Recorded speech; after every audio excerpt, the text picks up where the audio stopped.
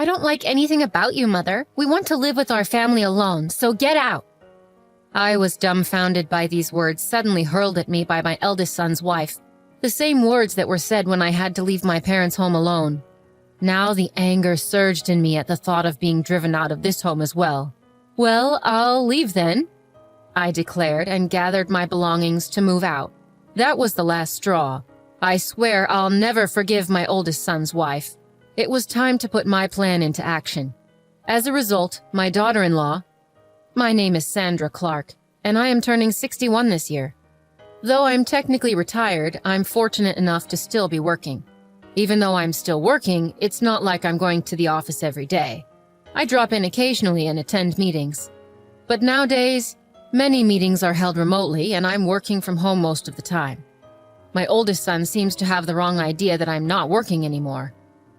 I became a widow in my 40s. Currently, I'm living with my oldest son and his wife. My parents' home is an old house just with a large property. It has its issues, but I really liked the place. That was the reason that made moving out difficult. I never had any financial difficulties in my life. Most of my late husband's insurance payout is still untouched. It's a lifestyle where there is no need to worry about my twilight years. Even though it seems like I'm leading a carefree life, I do have some worries. It's my oldest son's wife. Jessica, my son's wife, has a strong-willed personality and often clashes with me.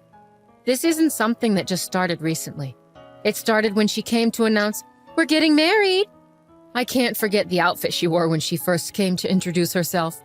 She showed up in a tracksuit that she might have worn in high school. She said she wanted me to see her without any pretense, but I think it's an unthinkable act from a common-sense perspective. It might be too much to call it sophistry, but anyway, she's very argumentative. And on top of that, she's very articulate, which makes things difficult. I wondered why my oldest son chose her as his marriage partner. I found out later that Jessica was the one who approached my son. She may be outrageous, but she is beautiful. I think my naive and somewhat sheltered son was smitten by her. Even after they decided to get married, it was always the same story with her. If you put it kindly, she's not pretentious. If you put it harshly, she seems to lack common sense in her behavior. I really wanted to oppose their marriage, but I told myself that it's the marriage my son wished for and kept my patience. The result is what's happening now. My son didn't want to leave me alone in our family home, so he insisted we live together after the wedding. I had initially thought that Jessica would oppose, but it turned out that Jessica was also in favor of living together. The reason became clear shortly after we started living together. Jessica, however, never did the house chores and left everything to me. Cleaning, laundry, meal preparation, she left everything up to me. What's more, she was a full-time housewife. She quit the company she had been working for at the time of the marriage. Even though I don't have to go to work every day, I work remotely, so I have less free time than her. When I'm facing the computer for my job, Jessica would make comments belittling me, saying, "I'm just playing around." I used to brush it off with a laugh as it was too troublesome to argue every time. But it certainly irked me when it kept happening. "Jessica, you seem to have quite a bit of spare time. Could you help with the cleaning?" I tried asking this to Jessica, who was idly watching a TV drama. Jessica made a deeply disgusted face. She sighed exaggeratedly and said to me, "The reason I don't do housework is for your sake, Mother. Why don't you understand? It's sad that you can't appreciate my thoughtfulness." She brandished her unique theory and blamed me. According to Jessica, if she does the housework, it would deprive me of my only job. She says that if that happens, seniors become sedentary, which is unhealthy, and there's also a concern about dementia due to lack of stimulation. In other words, Jessica apparently lets me do the housework. Her ridiculous logic almost gave me a headache. "I agreed to live together to make sure you don't slack off, Mother." I was speechless and dumbfounded when she said that with a half smile. I really regret starting to live together. I regret every day that I could have avoided seeing things I didn't want to see if I had stayed separate. Doing housework while being watched by Jessica every day is nothing but agony. Reaching my limit, I decided to talk to my eldest son. It wasn't to complain about Jessica. I decided to move to an apartment where I could live alone. The house we're currently living in is old and has many level differences. I had hurt my back last year due to my age and deterioration, and there were many hard points for me. I talked to my son about the difficulty of living in this house, and I moved to an apartment. I felt like I had been driven out by Jessica, but I do not regret leaving. The new apartment is a rental. I thought it might be a bit too big for living alone, but I contracted for a room large enough for my grandchildren to stay over in the future. I had the interior customized to my taste and my own castle was complete. But my joy was short-lived as Jessica began to come over every day and stay until night. The new apartment is really nice. Isn't it too big for you, Mother? Jessica said, lounging on the living room couch. Come on, Mother, come back to your old home and do the house chores. It's for your health and longevity. Unbelievably, Jessica is telling me to go back to the old house and do the house chores during the day. She's so self-centered and it makes me dizzy. I've already moved out of the house. You need to step up as the wife. I take care of all the house chores here and my annual checkups are always good. Jessica, there's nothing for you to worry about. Jessica turned her head away, snubbing my words. She intended to pretend she didn't hear them. She always ignored anything inconvenient. That was her usual strategy. Even after that, Jessica came over to my apartment every day. Just the other day, she said, "It's too much hassle to go back," and ended up staying the night. My parents' home and this apartment are about a 15-minute walk apart. It was my eldest son who suggested I live near my parents' home because he was worried. His concern made me a little sad to leave the house. One day when I had been out on a rare business-related outing, I returned in the evening to a surprise. To my disbelief, Jessica had let herself into my apartment. It seemed she had used the spare key I had given to my son without telling her. Welcome back," she said, lying on the floor in front of the TV, not even bothering to get up. "Jessica, that spare key is meant to be used in emergencies, not for you to let yourself in when I'm not home." I felt uncomfortable knowing that she'd been in my apartment while I was away. I replied, and for the first time I sternly told her so. She seemed taken aback, since she was used to my normally quick-to-forget anger. She shot me an annoyed look, but I stared right back. "You really are a stingy mother-in-law. I can't stand that about you." Jessica began yelling at me. "I can't stand anything about you, even this apartment. We're a family, so you should leave." With that, she tried to usher me out the front door. It seemed she couldn't stand the thought of me living in this apartment. She was upset that they were living in the old house while I was here, saying it was unfair. "The rent for this place is being paid by James, isn't it? It wouldn't be strange for us, his family, to live here. That's what living beyond your means means." It seemed Jessica thought my son was paying the rent for the apartment. That explained why she was always showing up here. In her mind, the apartment should have been a place for her family to live. "All right, I will leave," I retorted, staring her down. I agreed to move my belongings out within 3 days. Jessica seemed skeptical, demanding I call a moving company in front of her. I immediately called a moving service from my smartphone and scheduled them to come in 2 days. As she left, satisfied, I watched her retreating figure and started formulating a plan. I moved out as promised. My new home was an apartment specifically for seniors. I decided to try it out for 2 weeks. I handed over the keys and lease documents to Jessica, asking for a change in the contract through the real estate agent to the landlord. As I've known the landlord for a long time, they were flexible and accommodating, which was a relief. My eldest son was furious with Jessica for kicking me out. He seems to be contemplating divorce, but Jessica doesn't seem to care. On the contrary, she appears to have started living alone in my apartment, declaring, "Well, then let's live separately." I can only marvel at how brazen she is. However, in 5 days, Jessica will come to know the truth. While I was working remotely, my phone began ringing repeatedly. The caller was Jessica. I had been anticipating this, so I had a recorder ready to record the conversation. I pressed the record button on the recorder and then answered the call. "Excuse me, Mother. What's the deal with the rent for this apartment? Why do I have to pay it? This isn't right." As soon as I picked up the phone, Jessica started ranting. I could tell that she was flustered. "Oh, but Jessica, aren't you the current leaseholder?" It's only right that you should pay. Is there a problem? I deliberately spoke in a calm and leisurely tone to irritate Jessica. The flustered Jessica seemed to become even more agitated. But didn't James used to pay the rent here? We're not even divorced yet, so shouldn't James pay it? When Jessica told my eldest son about the rent issue, he told her that I knew the truth and that she should call me. In reality, there was never a time when my eldest son paid the rent. In fact, I had been financially assisting him.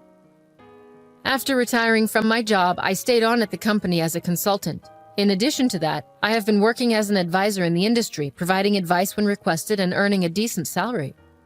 With my proven track record, I earned far more than my eldest son. I had been secretly helping my son as he was struggling due to Jessica's extravagant spending habits.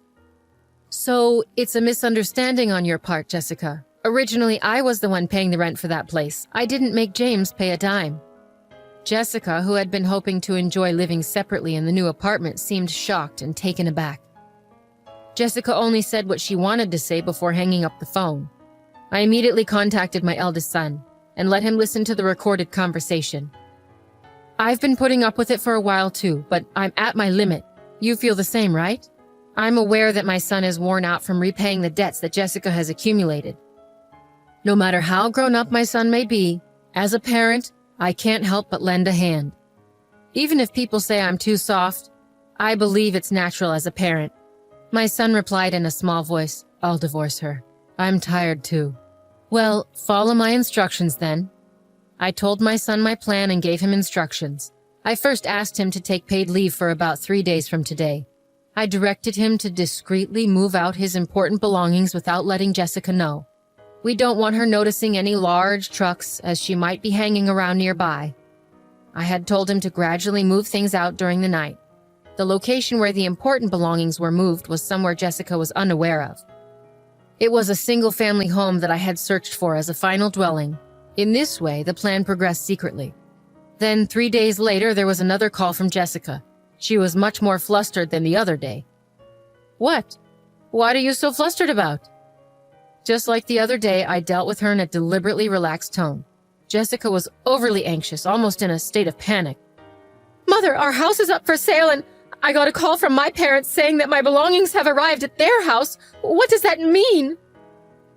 Apparently, my eldest son had moved according to my instructions. He had sent Jessica's belongings to her parents' house and put up the house she lived in for sale, leaving it empty. The landlord told me that if I can't pay the rent, I should leave. I thought I should consult with James, and when I got home, there were chains and a padlock on the gate, and I couldn't get in. There's even a for sale sign up. Jessica was almost hysterical. She must have been surprised when she got home. I have already formally entered into a sales contract with the realtor. We can't get into that house anymore. Jessica, there are a few things I want to correct. I started off like that. Now is the time to vent all my built-up stress. Firstly, I'm no longer your mother-in-law, right? Yesterday, James should have filed for divorce. You signed it, didn't you? You and I are strangers now. Yesterday, my eldest son had submitted the divorce papers to the city office. It seems that the divorce papers were signed by Jessica a long time ago. Threatening to divorce if he didn't do as she said was apparently a habit of hers. My eldest son thought that one day Jessica would rehabilitate. She was the person he had loved enough to marry.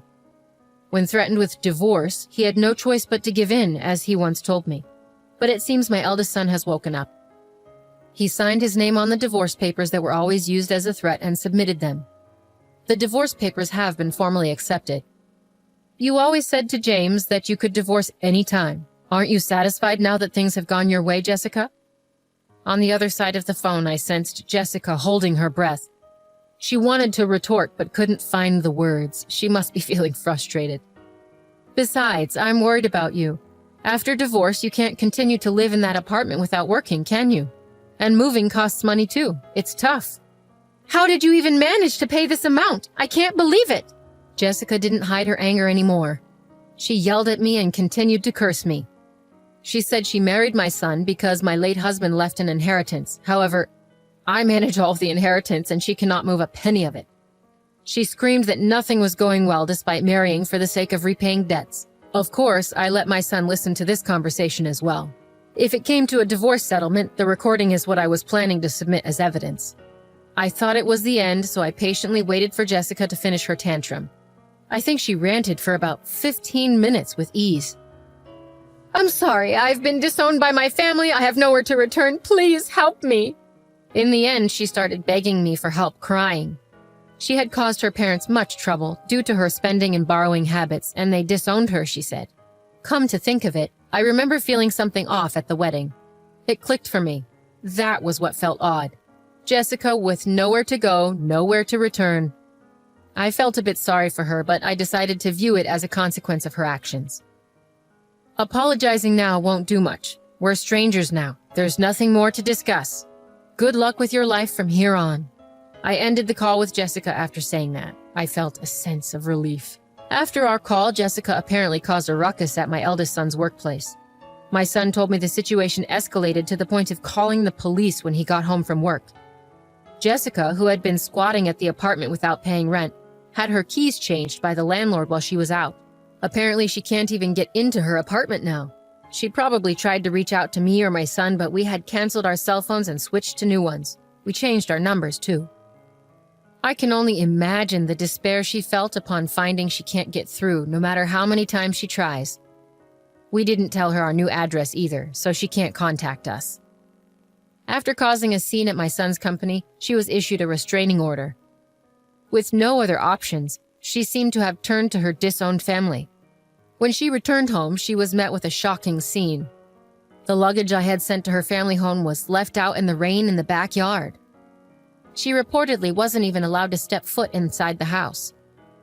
The rent she had not paid for the apartment had been billed to her parents, probably adding fuel to their anger.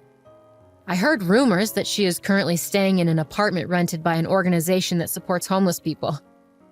Without the ability to spend as before, she seemed stressed.